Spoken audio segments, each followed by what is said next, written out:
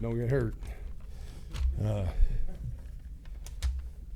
right, appreciate y'all being here to cover our game. I'd like to thank our fans. I thought we had a great turnout. Our student section was outstanding. We tried to make it interesting and really long so they would stay later. But all in all, proud of getting the win. Always going to celebrate a win, never going to apologize for a win. Did not play our best football. In particular, offense, we've got a lot to clean up. I think some of the fears you have coming out of a bye week when you've been playing pretty good is just getting into rhythm, finding your flow, if you will, of how you're playing the game.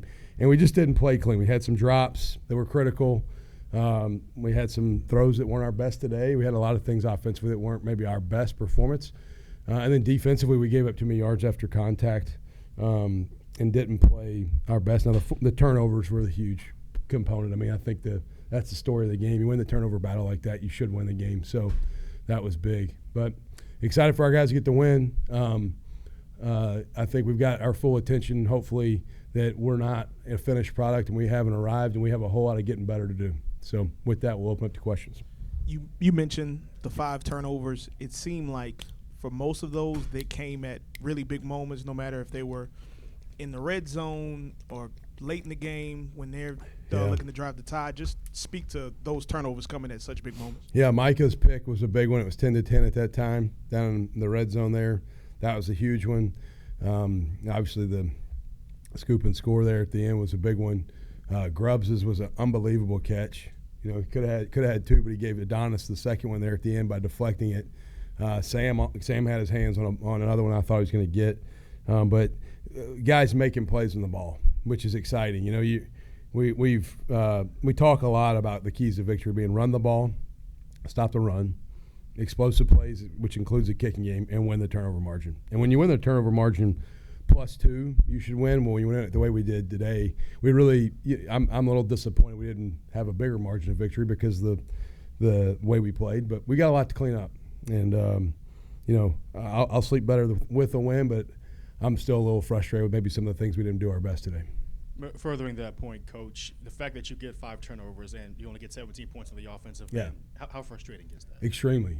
Yeah, we didn't play good. We didn't coach good. Like, that's on me. It's on our staff first, not the players. It was bad football at times. And, and give Rice credit. They did some really good things defensively. I will say this. I think Rice is maybe one of the best coached football teams we have played this year. I think Coach Bloomgren does a great job. Tui, their offensive coordinator, man, he is creative in the pass game, gives you fits. And then defensively, they attacked us really well with some things. Now, we had our problem, though, we had some self-inflicted stuff. I mean, multiple drops. Just things that you can't do and win a lot of games. And so we got to get some stuff cleaned up. Frustrated with a lot of parts of the game, but we'll take a win. Coach, over these last 3 games, the defense has actually forced 10 turnovers while the team hasn't given up any. What has allowed the defense to be so disruptive and cause so many turnovers, and what has been going on offense to where they've been playing, clean football? Yeah, that's a great question. If I knew the exact why and I could bottle it up, I'd be able to sell it for a lot of money. No, the defense, I think, is being opportunistic. In the previous 2 games, you get a lead, and you sort of make them a little bit one-dimensional, where they have to get out of the run game. Like you saw the night, once it got to the end of the game in the fourth quarter, and we had to make them throw the ball to probably have a chance to get back in it. If we know it's a pass, our defensive staff can call the game a lot easier. Now all of a sudden, we can do some different front mechanics on the D-line, pass rush-wise, and we can change some coverage stuff because we don't have to be whole in the box. We can be a little light in the box, so it allows you to maybe play with some coverage emphasis. And then I think guys playing with great effort. I think a couple of those picks, you look at Champagne's against UAB was on a deflection where Sam knocked the ball loose in the screen, and that was an effort play because Elijah was turning and running the ball out of the stack of the pass rush. And then similar to Don's today, balls popped up. Don, the defensive lineman, pass happens, he could just stop. But he doesn't. He's playing with great effort, turns, pursues where the ball was thrown, ball's in the air, and the ball found him. So if you're playing hard, the ball finds you. And so, I think a lot of guys are getting confidence and maybe tracking the ball. We got to tackle better on the perimeter. Sorry, I'm getting off, but I'm just pissed off about our tackling. And then offensively, we've put a premium on ball security.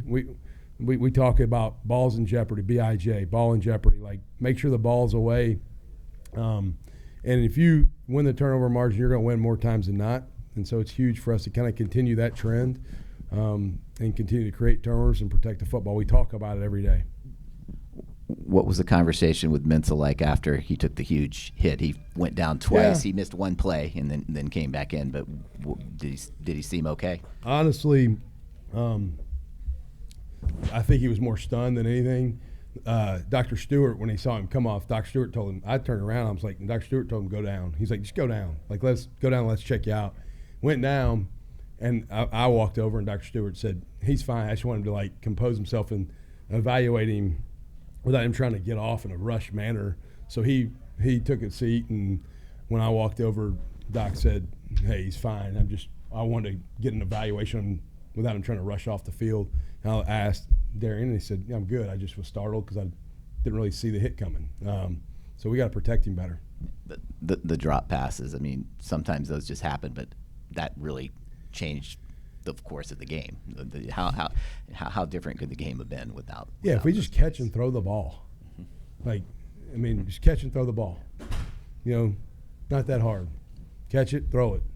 The game's probably a lot different outcome. Like, I don't know if they didn't have – like, they could have probably taken their DBs out there. We're going to drop some of them, it looked like. I mean, just unforced drops, which we got to improve, and we will. Our guys will work hard. They take pride in their work, and we'll get that cleaned up. But it's very frustrating because it's just fundamental miscues, not anything major. It's just simple, easy stuff that we have to execute better.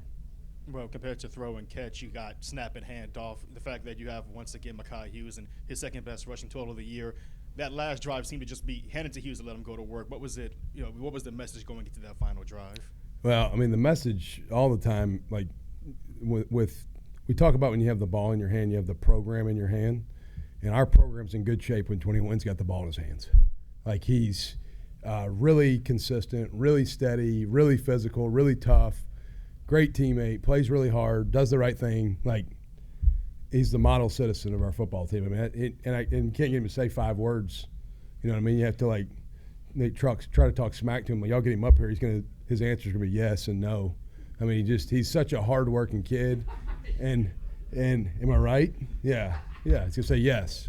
But like, he's just, you know what you're gonna get every day out of 21. Like, Mekhi, who shows up to practice, I don't wonder, like, hey, I wonder if Mekhi's ready to practice today. You know, I mean, he's one of the most consistent, steady people in our entire program, coaches included. He's one of the most consistent people in the building. So we're better as a team when he's carrying the football.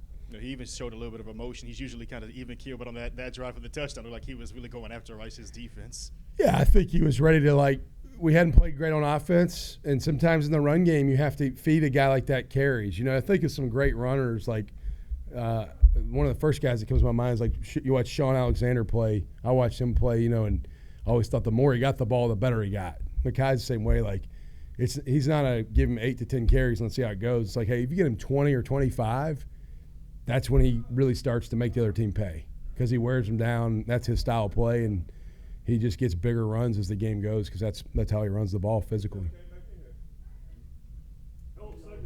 Awesome. Thank y'all. Yeah, appreciate y'all.